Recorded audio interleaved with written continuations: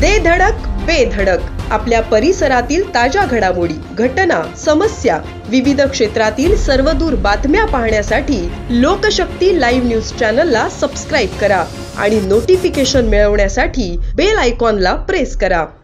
खोपोली नगरपालिका हद्दीतील श्रीदर्शन सहकारी गृहनिर्माण संस्था मर्यादित उषानगर ही बिल्डिंग भानवस काटरंग येथे नाल्याच्या अगदी लगत असून नाल्याच्या बाजूने इमारती लगत असलेली संरक्षक भिंत जुलै 2023 रोजी कोसळल्याने इमारतीस व पर्यायाने नागरिकांच्या जीवास धोका निर्माण झाला आहे। स्थानिक नागरिकांनी यानंतर खोपोली नगरपालिकेसोबत वेळोवेळी पत्रव्यवहार करून ही भिंत बांधून देण्याची विनंती केली, परंतु विविध कारणे देत हे काम अद्यापही रखडलेले आहे। पावसाळ्यात कोणतीही गंभीर घटना घडल्यावर नुकसान भरपाई किंवा मदत करण्यापेक्षा संरक्षक भिंत बाबत त्वरित कारवाई करावी अशी विनंती स्थानिकांनी केली आहे। या स्थानिकांनी आम आदमी पार्टी सोबत ही पत्रव्यवहार करून मार्ग काढण्याची विनंती केली आहे। या भिंतीमुळे भविष्यात काही वित्तहानी व जीवितहानी झाल्यास याची जबाबदारी खोपोली नगर परिषदेची राहील असा इशारा नागरिकांनी दिलाय। वास्तविक जुलै 2023 मध्ये तक्रार अर्ज दिल्यावर यावर तातडीने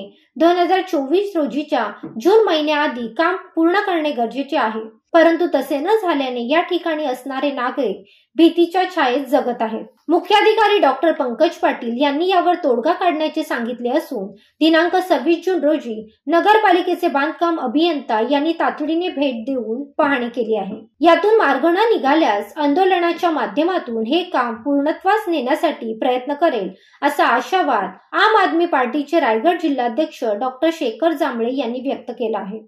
आपण आहोत समर्थनगर उषानगर परिसरात। या ठिकाणी जुलै 2023 रोजी संरक्षक भिंत पडलेली आहे। खरं तर प्रशासनाने जुलै 2000 नंतर पाऊस संपल्यानंतर ही भिंत त्वरित बांधायला हवी होती, परंतु आज पावेतो ही काही भिंत बांधलेली नाही आणि आता आचारसंहितेचं कारण पुढे करून ही भिंत अशा ठिकाणी जे आहे म्हणजे दुरुस्त करायला पाहिजे, परंतु ती तुटलेल्या स्थितीमध्ये आहे।